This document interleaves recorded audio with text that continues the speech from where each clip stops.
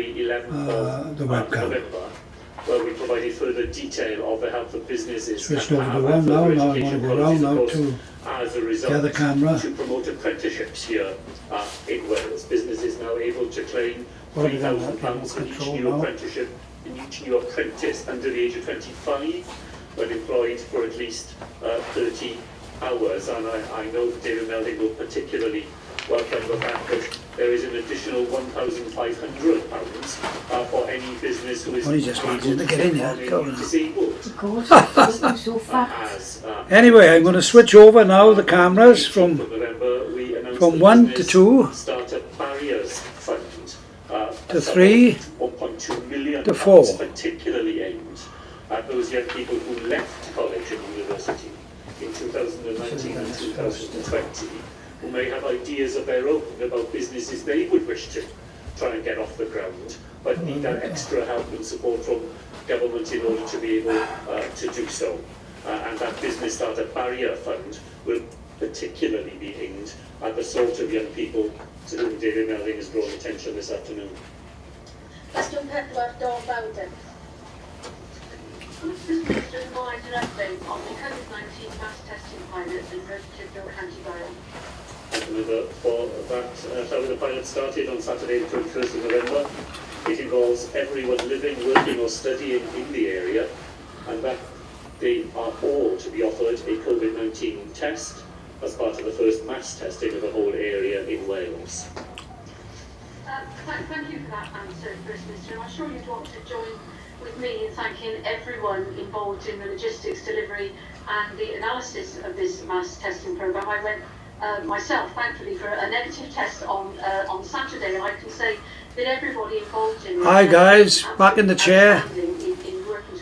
I'm switching from 1 now to 2, updating FAQs, making sure that shielding people and people with then to 3, elderly, frail and so on have been specially catered for throughout this process. Although we probably do still need to give a bit of thought to managing 3 seems not to be going anywhere. Learning disabilities, and I'd also 4, consider probably testing in the larger workplaces as well.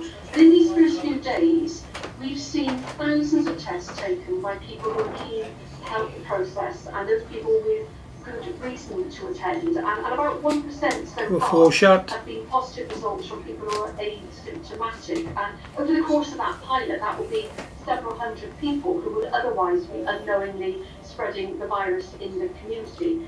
Now, you've already answered earlier questions about what happens after this pilot and beyond, so I won't go into those points again. But as you know, First Minister, my constituency has significant areas of poverty and deprivation, often linked to insecure work and 0 hours. There's a 4 shot. We know has been a deterrent for many in coming forward for testing. But can I seek your assurance that the Welsh Government will be working with local partners to ensure that mass testing is also delivered amongst these harder to reach communities? This will be I'll go back to 1 again. In ensuring the success of the pilot. It's not really quick enough. Well, shall we thank Dawn Bowden It's not quick enough. for that. I heard a very informative interview that she gave at the weekend, reporting from the front line of testing in Merthyr, and I absolutely agree with her about the huge delay is so long. there has been from the local authority, from the local health board and public health services, the assistance we've had through the armed forces. It really has been a remarkable effort, and in these then we'll do 2, has met with a remarkable response from then we'll do 3, residents in Merthyr Tydfil, and then we'll do 4. So with Dawn Bowden raised an And then we'll have 4 on the screen. Workplaces and the importance of making sure that employers And then we'll go back to 1. all of this. There is an offer of a test for anybody who works in the county borough, whether they live elsewhere but work in Merthyr. A test is available from them, and I'll be discussing this at the Social Partnership Council, which is next due to meet on Thursday of this week. Dawn Bowden made an important point, Llywyd, about those people who are frail or vulnerable, shielding or with learning disabilities, and how we make sure they are included. Right, we're on 1 now, so I'll do I believe 2, the authority has written out to everybody 3, this today, 4, offering them a home 4, test, which means they don't need and to then a 1. go to a monitored. So I think that's another very strong sign of the progressive way that the testing regime is being delivered in the area. And of course, Llywyd Donbad makes the very important point about reaching those communities where conventionally services struggle the most to have the impact that we want them to make. We're going to be using wastewater surveillance methods in Merthyr, as they did in Liverpool. The wastewater surveillance, members will recall, led by Bangor University during its creation. We will have 7 different testing points in the Okay lads, we're on 1 now, we go to 2, allow us to see 3, we are getting a response in different 4, parts of the borough and make additional efforts in 4 places together, where we're not getting the response that's needed. then back to 1. Local member will know that it is part of the way in which the mass testing is being provided, that if someone does have a positive test, then they are being actively advised about the help that is available to them, either through the self-isolation payment or through the discretionary assistance fund, where we put £5 million more in to help in this way, so that people are able to do the right thing as they want to do and don't find themselves with barriers in their way that we can help them to solve. Andrew Davis. Thank you, First Minister, for the answers so far. I'll do number 4. I think number 4 is the one that the close up, I'm not sure. Are you in a position to confirm when the analysis can be made that if this trial is successful, and initial indications are that it has been successful, that this will be rolled out across the rest of Wales, and in particular in Walmer and Taffin area I represent here, which I think will benefit greatly from this testing regime?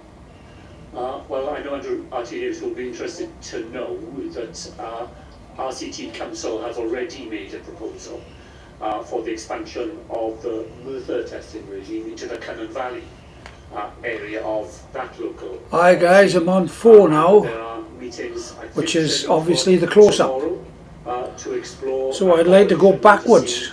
How it might be delivered. This is a huge I'd like to go to logistical 3, exercise, as I know that he will, then to 2, recognise, and it's why and we then are to so 1. I don't know whether that's going to do the supporting right sequence of It's sizes. because I'll get my act local together now in a minute. services have to try and manage to keep everything else they do all the time going, and releasing people to be part of the mass testing efforts, requires quite a lot of thinking through. So if we are to be able to expand the Merthyr scheme into the RCT area, that will require some careful preparation, releasing local staff from local services. We have further assistance from the armed forces joining us in Merthyr over the next 1, couple 2 to of come up. days, and we may need to see whether there is any further help that could be forthcoming in order to assist with the sheer practicalities that go with mounting a mass testing exercise of this sort.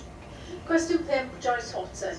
Will the First Minister provide an update on what the Welsh Government is doing to tackle vaccine misinformation? Well, so can I thank Lois Watson for that important question. That's the Welsh 2. Government will continue to support health boards and public health And I'll Wales put on 3 to now. ensure that immunisation information is To see accurate what and 3 is like. accessible, I think 3 is and going to be a all bit those bigger than delivering this. vaccinations are well trained and confident when providing immunisation information. Thank you for that, First Minister. Last week, Pfizer and BioNTech announced that they had developed a vaccine for COVID-19 and that it was showing promising results. But almost immediately, there were messages circulating on social media. This is what I'm struggling to do here. I'm struggling to do, it's a test, but the latency is, the picture is coming up so late after I've sent it. It's totally confused me.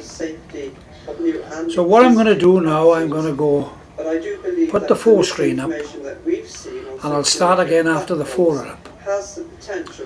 Now you notice there's a fraction of a black screen when I switch to 4. Minister, what discussions has the Welsh Government had with social media channels regarding vaccine misinformation and how we can tackle that?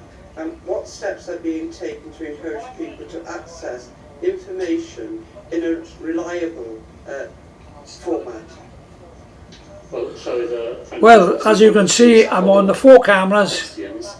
And there's actually 5 cameras and 6 cameras involved here. Misinformation, deliberate But one is at the back of the camera, malicious which is a information. webcam, It's part of a group of, which was me introducing the program. I'll show you that now in a minute.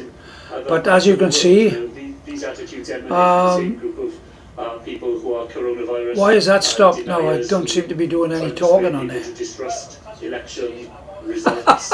And as a See, it's result, the latency is throwing me. So the best thing I can do when I'm making this recording is not watch my main screen at all. went wrong. So that's what I'm going to do now. Discourage people who I'm going to benefit go from vaccination to... from coming forward. We work with the Cabinet Office in London. They have a rapid response. I'm going to go to 4 now. Expressly there to respond to coronavirus misinformation, and working with social media platforms, there's been some success, which I'm keen to recognise, in persuading those social media platforms to remove misinformation where it can clearly be identified. That one needs to be a bit bigger. I think we have to take some comfort, though, shall we, from the actual evidence of what has happened in vaccination. Right, I'll go to the back of the screen now. Period.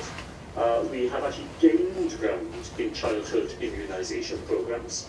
I'm on the back of the screen now, and I'm switching over to the USB. Right, this is behind, I'm looking at the YOLO box now. I'm looking down it, you can't see it. I'll get a camera to show later on. But this one needs to be bigger. And this one is doing the full screen. No, slightly smaller than that. Let's have a look. Yeah, we leave it at that. Leave that one at that. Over 60 age group And look at have that. now been Look at vaccinated. that. It was under 60% this time. Last year, And look at that. 37% of Right. under 65s. I'll stop this film now. It was 27% this time. Last year, 73% of children aged between 4 and 10 have been vaccinated. So, We carry while on. I share the members' anxieties